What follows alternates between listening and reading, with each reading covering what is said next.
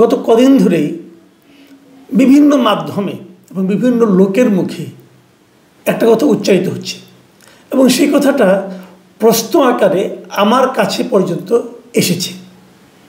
আমাকে সরাসরি অনেকে জিজ্ঞাসা করেছে, আসলে দেশে সেনাবাহিনীর মধ্যে কি কোনো অস্থিরতা দেখা দিয়েছে? সেনাবাহিনীর মধ্যে হচ্ছেটা কি?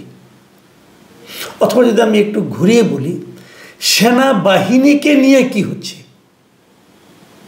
এই প্রশ্নটা কিন্তু আমার মনে হয় এই মুহূর্তে আলোচনা করা একটু জরুরি হয়ে গিয়েছে।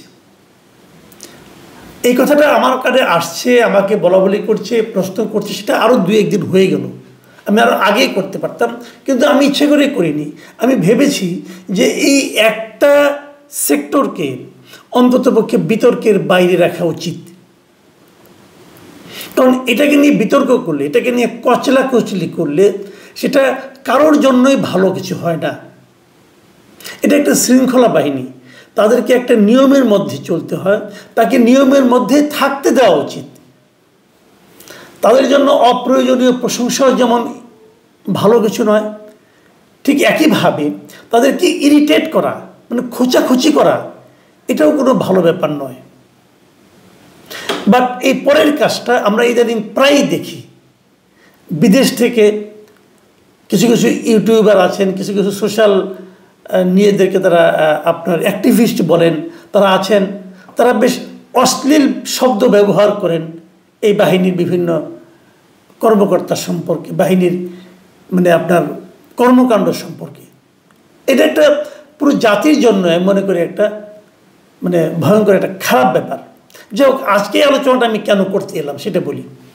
আজকে আমরা দেখলাম, হঠাৎ করে সোশ্যাল মিডিয়াতে দেখলাম বিভিন্ন পত্রিকার যে অনলাইন ভার্সন অথবা আমরা তাদের যে ফেসবুক অ্যাকাউন্ট আছে সেখানেও দেখলাম একটা ভিডিও বা লাইভ দেখেছি আমি।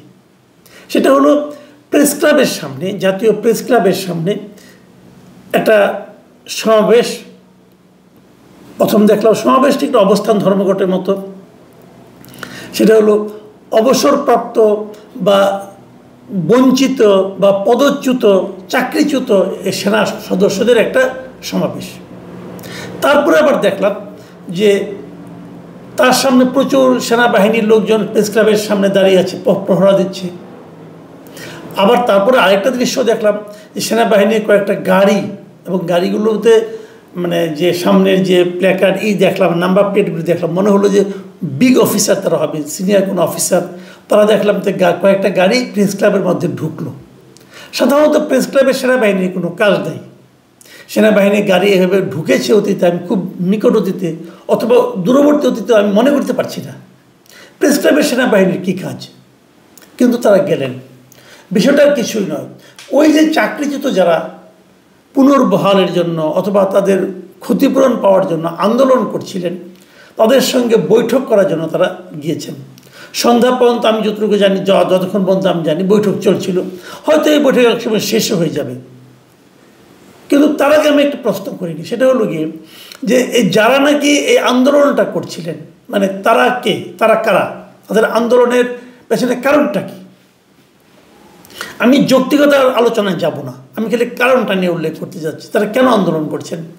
তাদের দাবিটা হলো যে বিভিন্ন সেক্টরে, যেমন প্রশাসনে অথবা অন্য অন্য কোনো সেক্টরে আওয়ামী লীগ আমলে অনেককেই অন্যায়ভাবে পদচ্যুত করা হয়েছে, চাকরিচ্যুত করা হয়েছে। আবার সরকারি চাকরিতে কিন্তু একটা নিয়ম আছে, যদি কাউকে সরকারি চাকরিজীবীকে বরখাস্ত করা হয় তাহলে সে কিন্তু তার সমস্ত দেনা পাওনা, যে পেনশন, গ্র্যাচুইটি, এগুলি কিছুই আর পায় না। মানে এটা একটা ভয়ঙ্কর একটা অবস্থা হয়ে দাঁড়ায়। অনেকে বলেন না আপনারা যে সরকারি চাকরি মানে আরামের চাকরি। হ্যাঁ, আরামের চাকরি। অনেকে বলেন যে পরবর্তী ভবিষ্যতের জন্য একটা নিশ্চিন্ত ভবিষ্যৎ থাকে, সেটাও ঠিক আছে। কিন্তু যদি আপনি বরখাস্ত হয়ে যান কোনো কারণে, যদি আপনাকে বরখাস্ত করা হয়, তাহলে কিন্তু আপনি কিছুই পাবেন না। এই যে কিছু না পাওয়ার ভীতি, আমরা যখন বলি যে সরকারি কর্মচারীরা কেন সরকারের এত আজ্ঞাবহ হয়, এর কারণ কিন্তু ওইটা, ওই কিছু না পাওয়ার ভীতি। যে কোনো সময় যে কোনো ছুতা নাতায় আপনাকে কিন্তু বরখাস্ত করে দিতে পারে।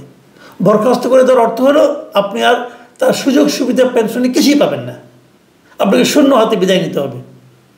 তো তো এই ধরনের বরখাস্ত কিন্তু সেনাবাহিনীতেও হয়েছে,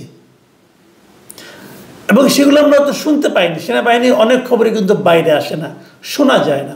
তো এখানেও তাই হয়েছে। এবং তারা আওয়ামী লীগ সরকারের পতনের পর, শেখ হাসিনার বিদায়ের পর, তারা সঙ্গত কারণে তারা দাবি করেছে যে আমাদের সেই চাকরিচ্যুতি যা করা হয়েছে সেগুলোর ব্যাপারে একটা সুবিচার করা হোক। সুবিচার মানে অনেকে হয়তো চাকরি ফেরত চেয়েছেন, তার চাকরির বয়স আছে এবং তিনি মনে করেন তাকে চাকরি থেকে বাদ দেওয়াটা অন্যায় হয়েছে, সেটা হয়তো ফেরত পাবেন। আবার কেউ হয়তো ফেরত পেতে চাচ্ছেন না, ওনারা চাচ্ছেন ওনারা যা যা দেনা পাওনা আছে সেটা যেন সঠিক নিয়মে মিটিয়ে দেওয়া হয় এবং পরবর্তী জীবনে যেন তারা পেনশনটা পান। এই সমস্ত দাবিগুলো নিয়ে অবশ্যই আলোচনা হওয়া উচিত আমি মনে করি। আমি যতটুকু জেনেছি, এর মধ্যে আইএসপিআর একটা বিজ্ঞপ্তিও ছিল যে 802 জন এরকম ব্যক্তি তারা আবেদন করেছে সেনাবাহিনীর কাছে যে আমাদের এই ব্যাপারে বিচার করা হোক, আমাদের সুবিচারটা আমরা চাই, আমরা ন্যায্য বিচার চাই। এবং তার মধ্যে এরই মধ্যে যতটুকু আমি জেনেছি শতাধিক, মানে প্রায় 106টার মতো আবেদনপত্র চূড়ান্ত নিষ্পত্তির জন্য সংশ্লিষ্ট রেকর্ডে পাঠানো হয়েছে। মানে এগুলো খুব দ্রুতই নিষ্পত্তি হয়ে যাবে। আর বাদ বাকি যে 696টা আবেদনপত্র আছে সেগুলো নিয়ে আরেকটু সময় লাগবে, বাট এগুলো যাচাই বাছাই চলছে। তার মানে পুরো জিনিসটা কিন্তু একটা প্রক্রিয়ার মধ্যে আছে। এই সময়ে তারা আন্দোলনে নামছেন।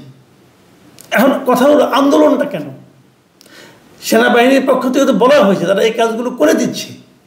এর মধ্যে জাহাঙ্গীর গেটে তারা সমাবেশ করতে চাইলো, এবং সেই জন্য দেখলাম যে এর মধ্যে কালকেই তো বোধহয় দেখলাম যে সেনাবাহিনী এই সেনানিবাসের আশেপাশে কয়েকটা জায়গায় সমাবেশের করার ক্ষেত্রে এক ধরনের নিষেধাজ্ঞা জারি করা হয়েছে।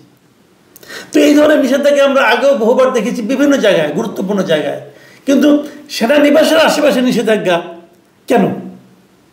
এটা কিন্তু কখনো আমরা এরকমভাবে দেখিনি।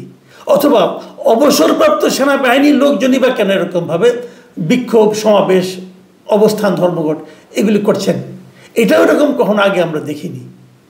তো এটা তখন হতে পারত যদি তারা এটা নিয়ে খুব একটা দীর্ঘসূত্রতার মধ্যে ফালিয়ে দিত। যদি মাত্র তো 9 মাস হয়েছে এরা এসেছে, 9 মাস হবে, তাদের দাবিটা কতদিন আগে সেটাও আমি জানি না। যাই হোক, এটা নিয়ে আলোচনা হতে পারে, কিন্তু বিক্ষোভটা কেন? আমার কাছে এই বিক্ষোভের বিষয়টা আমার কাছে কিন্তু পছন্দ হয়নি। যাদেরটা গৃহীত হবে, যাদেরকে বলা হবে যাদের সমস্ত সুযোগ সুবিধা দেওয়া হোক, যাদের নিশ্চয়ই যাদের এই মাঝখানে যে পায় নাই এগুলিও নিশ্চয়ই দেওয়া হবে, একটা রেট্রোস্পেক্টিভ এফেক্ট তো থাকবেই, এটা অন্তপক্ষে আমি মনে করি। কাজে সেক্ষেত্রে কেন এই ধরনের একটা বিক্ষোভই করতে হচ্ছে, তাও সেনানিবাসের আশেপাশে অথবা প্রেস ক্লাবের মতো জায়গায়, যেখানে করার অর্থই হচ্ছে সারা দুনিয়ার মানুষকে জানিয়ে দেওয়া। এটা কি পৃথিবীর অন্য কোনো দেশে হলে সম্ভব? আমাদের দেখে এটা হচ্ছে কেন? এই জায়গাটা নিয়েই আমার প্রশ্ন। এর পিছনে কি অন্য কোনো কারণ আছে? কেউ কি সেনাবাহিনীকে নিয়ে খেলছে? কেউ কি সেনাবাহিনীর ইমেজকে নষ্ট করার চেষ্টা করছে? দেখুন, সেনাবাহিনীর ইমেজটা কি? আমরা সেনাবাহিনীর অনেক বদনাম করে থাকি। আমরা বিভিন্ন সময়ে বলি, বিভিন্ন আমাদের পট পরিবর্তনে সেনাবাহিনীর নানা রকম ভূমিকা থাকে। কখনো ইতিবাচক ভূমিকা, কখনো নেতিবাচক ভূমিকা, কখনো কখনো ক্ষমতা দখলের মতো কাজও তারা করেছে, একাধিকবারই করেছে।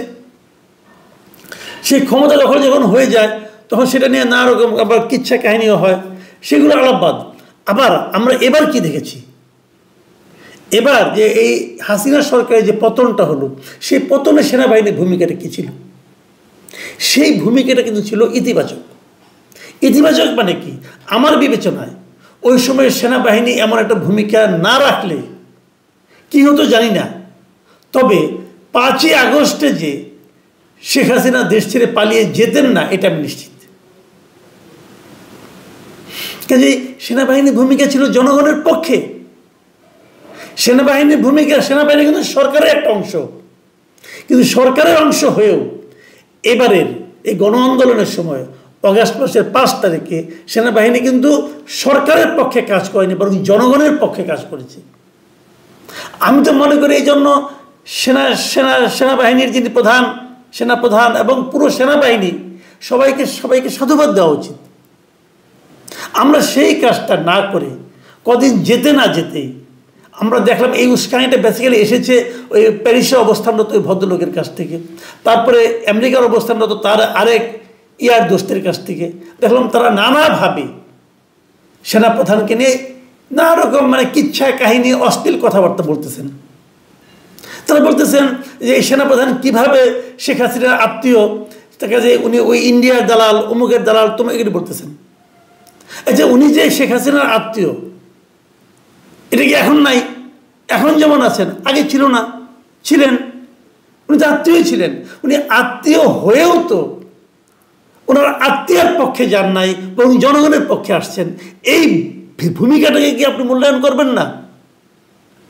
আমি বুঝি না ওনার বিরুদ্ধে খেপিয়ে দিয়ে লাভ কি? ওনাকে সরিয়ে দেওয়ার চেষ্টা কেন চলছে, তো বিদেশে বসে বসে? এবং তার এখানে কিছু মুরিদ টুরিদ আছে, ওই ব্রাহ্মণ পীরের কিছু মুরিদ আমাদের এখানে আছেন, তারা এটা নিয়ে লাফালাফি করছে কেন? এবং এদের ব্যাপারে সরকারও কোনো ভূমিকা নিচ্ছে না। আমি যতটুকু জানি এই সরকারের উপর ওই দুই ব্যক্তির আবার প্রচণ্ড প্রভাব। তারা যাকে যাকে নিয়োগ করতে বলা হয় তাকে নিয়োগ করা হয়। এবং এখন আমাদের এখানে একজন ব্যক্তি আমাদের এখানে জাতীয় নিরাপত্তা উপদেষ্টা যাকে নিয়োগ করা হয়েছে, তাকে নিয়োগ করার পর ওই প্যারিসের অবস্থানত ভদ্রলোকের শেখ উল্লাস উনি বলেছেন যে এইটা একটা মহান নিয়োগ হয়েছে। তার মানে তখন বোঝাই গিয়েছিল উনি তারই প্রার্থী ছিলেন, তারই ক্যান্ডিডেট উনি। দেখুন এগুলি কেন?